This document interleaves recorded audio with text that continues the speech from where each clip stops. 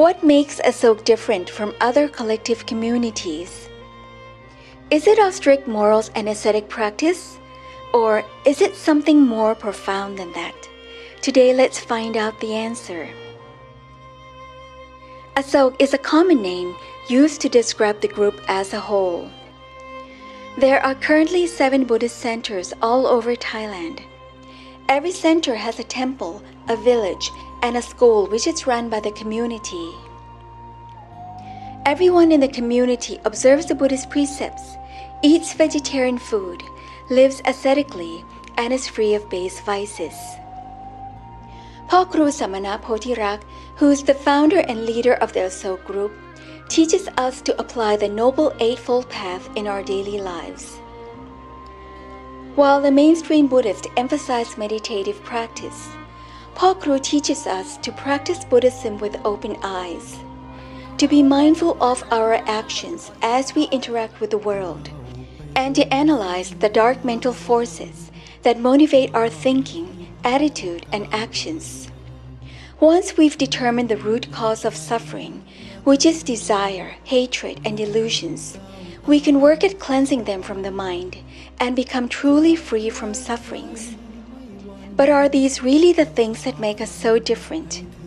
If I had to define the key things that make us so truly unique, I would say that is our communal consumption and Boonniyom system. We have a communal consumption which is created on the basis that everyone works for free and sacrifices for the common good. Various earnings of the community go into the central fund, which is used to buy necessities for everyone in the community. And the community takes care of everyone's welfare from birth to death. Everyone in the community shares a strong belief in Boonniyom principles. Boonniyom is an economic system based on Buddhist teachings. The goal of Boonniyom is to purify ourselves from worldly attachments so that we can take less for ourselves and give more to others. It's the complete opposite of capitalism. But a kibbutz also has a similar communal consumption. They also want to create a utopian society based on common ownership of property and equality. So how does our communal consumption make us unique? If you look at the modest lives of the Amish, you may begin to wonder which one of us is more ascetic.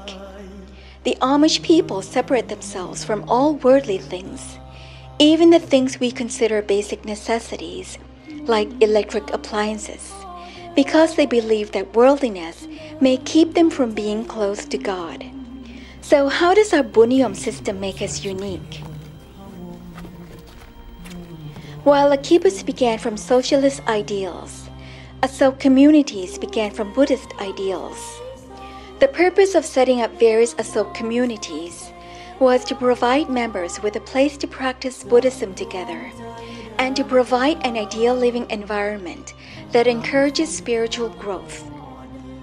Paul Kru said that if we observe the Buddhist precepts and practice the Eightfold Path correctly, we can reduce our greed, hatred, and delusions, and eventually become less selfish and more productive in serving others. This is the essence of Boonniyom, to purify ourselves from defilements so that we can become less selfish and wiser, to become a knower of the world who is not enslaved by wealth, status, and worldly pleasure. By practicing the Dharma, we've gradually reduced the urge for self-indulgence and have become more sacrificing, diligent, and willing to serve others. We believe that these are truly noble qualities that people should have. We also believe that sacrifice is a merit or punya, which is a way of purifying the mind of defilements. Asoke's communal consumption began from a small group of people who came to live together by practicing the Eightfold Path. So you could say that Asoke's communal consumption is the fruit of practicing the Dharma. It's the collective result of each person's effort to live according to the concept of Boonniyom, which is based on Buddhist teachings. Everyone who joins the community does so of his own free will.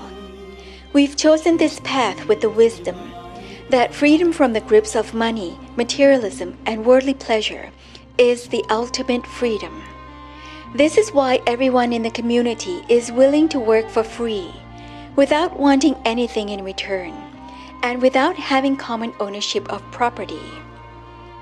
Various assets of the community are managed by foundations set up by the community, and the community is responsible for taking care of everyone's welfare from birth to death. Asoke's communal consumption is unique because it embraces the best aspects of socialism and democracy. We have a pooling system similar to socialism, but everyone has the freedom of choice similar to democracy. Everyone has chosen to participate in the communal consumption through their own will and wisdom.